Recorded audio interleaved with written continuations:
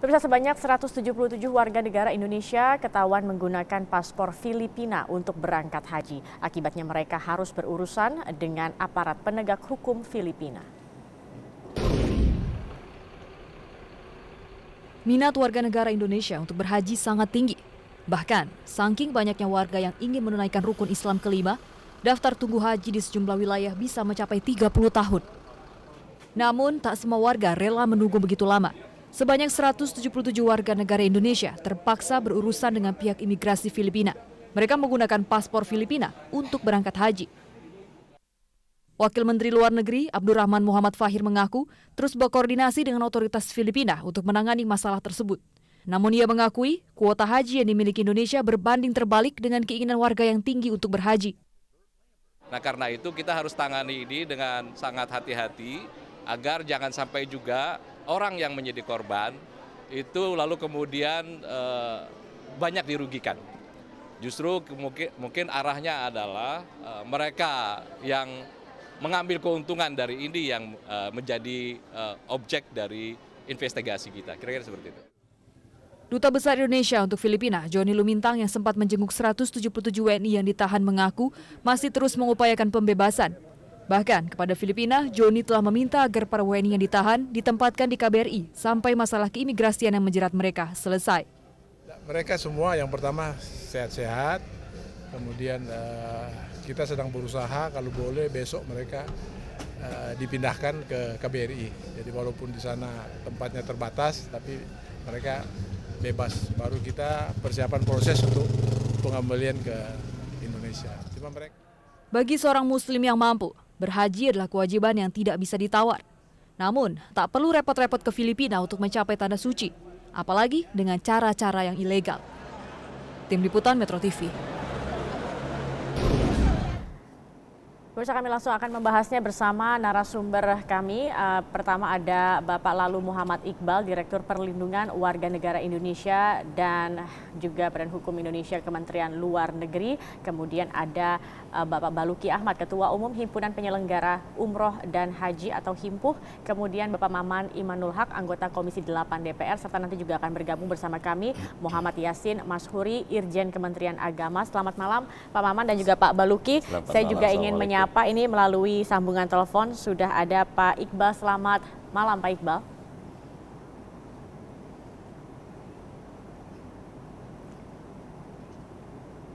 Selamat malam Pak Iqbal. Sudah bisa mendengar suara saya?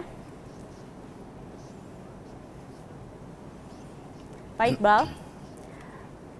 Baik, sepertinya hubungan kami terputus. Kami akan mencoba kembali menghubungi Bapak Lalu Muhammad Iqbal. Kalau begitu saya ingin langsung ke Pak Baluki. Melihat dari kejadian 177 warga negara Indonesia yang saat ini berada di Filipina, ditangkap karena menggunakan paspor palsu untuk haji.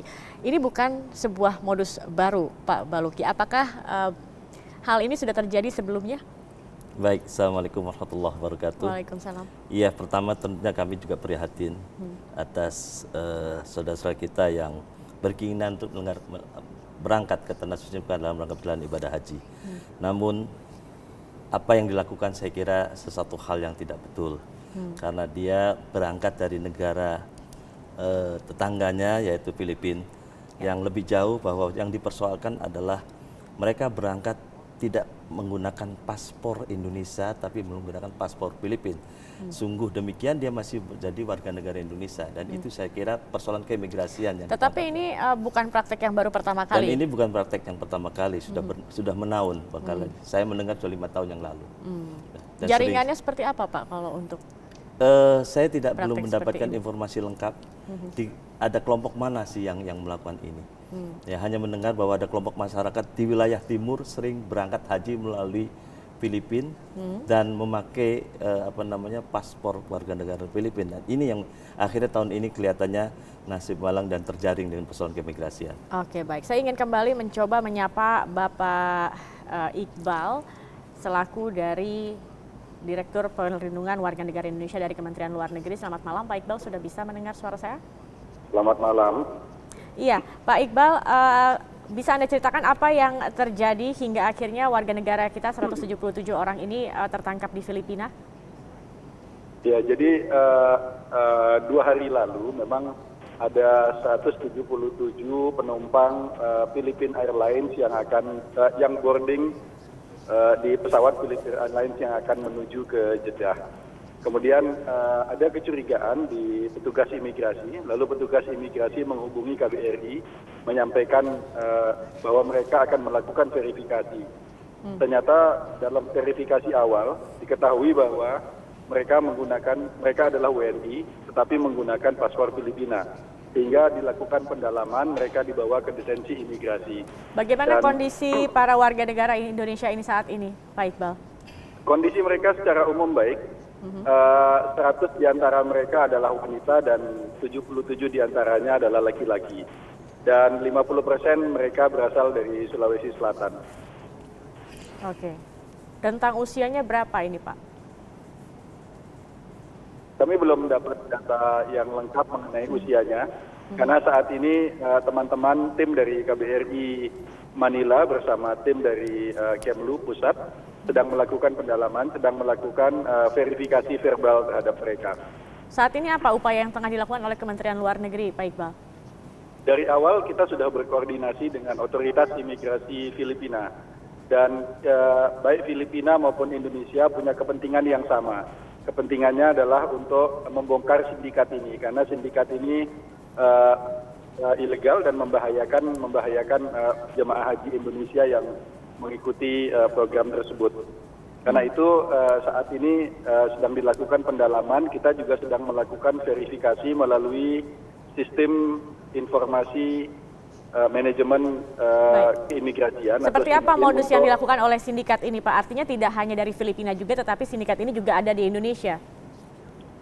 Saya kira it takes two to tango. Tidak mungkin ini bisa dilakukan kalau sindikatnya hanya ada di modusnya Filipina. Seperti apa, Pak Iqbal? Ini yang sedang kita pelajari. Saya kira butuh beberapa waktu lagi untuk melakukan pendalaman sampai kita mempunyai gambaran yang utuh mengenai masalah ini. Untuk para warga negara Indonesia sendiri yang mencoba untuk beribadah haji melalui Filipina ini, berapa biaya yang mereka harus keluarkan jika mereka harus berangkat dari Filipina? Dari hasil verifikasi sementara kita, harganya masih beragam. Saya kira itu tergantung sindikat mana yang mereka gunakan dan di daerah mana rekrutmen itu dilakukan. Oke, berapa lama Pak proses pemeriksaan terhadap 177 warga negara Indonesia ini dan kapan mereka akan kembali ke Indonesia? Kita belum bisa memastikan kapan mereka akan kembali ke Indonesia. Yang jelas mereka sudah ditangani oleh KBRI dan KBRI memberikan bantuan serta perlindungan yang semaksimal mungkin kepada mereka, termasuk dukungan logistik kepada mereka selama mereka berada di detensi imigrasi. Oke, terkait dengan paspor yang dimiliki oleh mereka, paspor Filipina ini artinya paspor yang dipegang juga paspor Filipina yang palsu begitu? Tidak, sejauh ini pihak otoritas Filipina sudah menyampaikan bahwa paspor Filipina yang mereka gunakan adalah paspor asli. Paspor asli? Tapi yang didapatkan secara ilegal. Baik. Artinya mungkin ada pemalsuan data dan sebagainya. Oke, artinya data administrasi yang dipalsukan tetapi paspor yang didapatkan adalah asli? Paspor asli. Baik, baik Pak Iqbal, artinya saat ini upaya tengah dilakukan. Kemudian selanjutnya tadi Anda mengatakan sedang juga menyelidiki untuk mendalami. Untuk di Indonesia sendiri terkait dengan jaringan ini dari penyelidikan sementara atau dari informasi yang Anda dapatkan, apakah ini juga tidak hanya satu atau banyak juga di daerah-daerah lain? Yang jelas LO polisi kita yang ada di KBRI Manila serta di Davao kita libatkan di dalam proses BAP terhadap mereka dengan harapan nanti ketika sudah clear masalahnya di Filipina, proses hukum dapat dilakukan di Filipina tetapi juga bisa dilakukan di Indonesia. Teman-teman dari LO polisi akan mengkomunikasikan itu kepada Polri pasti. Baik, baik Pak Iqbal, terima kasih sudah bergabung bersama kami di Prime Time News. Baik. Sama-sama. Saya juga ingin meminta pendapat dari Pak Maman. Kalau kita lihat mungkin ini yang baru pertama kali tertangkap. Tetapi tadi juga dikatakan oleh Pak Baluki bahwa ini bukan sesuatu yang baru, ini sesuatu yang sudah lama terjadi karena dikatakan kuota haji di Indonesia ini yang juga berkurang begitu. Kemudian mereka mencari keluar. Dari pandangan dari Anda selaku Komisi 8, bagaimana melihat hal ini? Ya, pertama tentu kita harus lebih fokus kepada bagaimana yang 117 ini. 177 ini bisa berangkat, itu persoalan. karena begitu banyak orang yang mau berangkat, tetapi dengan jalan yang ilegal seperti itu, ini kan menunjukkan minat orang naik haji. Nah, fokus kita adalah bagaimana memfasilitasi warga negara yang ingin berangkat, tetapi memberikan mereka pengetahuan. Satu, pengetahuan tentang haji itu betul panggilan. Yang kedua, kalaupun mereka mau berangkat, lalu harus betul-betul mengidentifikasi travel. Travel itu harus berizin, dia harus memastikan visa yang jelas. Begitu pula dia harus memastikan ada fasilitas akomodasi, baik maktab, nakobah dan lain sebagainya. Serta juga jangan sampai mereka menjadi korban penipuan. Saya sering mengatakan bahwa berangkat haji ini harus berdasarkan rasionalitas, bukan hanya emosional orang yang berangkat haji. Jadi sekali lagi, ini menjadi problem bersama kita. Bagaimana orang harus nunggu ada yang sampai 20-25 tahun, akhirnya mereka terbuai, ditipu, menjadi korban penipuan. Orang-orang yang berangkat ini sekali lagi ada korban penipuan. Artinya juga wawasan harus diberikan kepada masyarakat, tetapi juga pengawasan juga ini juga harus Nah ditingkatkan. itu yang ingin saya katakan. Baik, Pak Maman nanti ditahan dulu karena juga saya ini ingin membahas lebih lanjut terkait dengan kuota haji Indonesia. Tadi juga seperti Anda katakan bahwa saat ini waktu tunggu untuk bisa berangkat haji malah sudah mencapai puluhan tahun begitu. Betul. Kami akan kembali pemirsa sesaat lagi, tetap bersama kami di Prime Time News.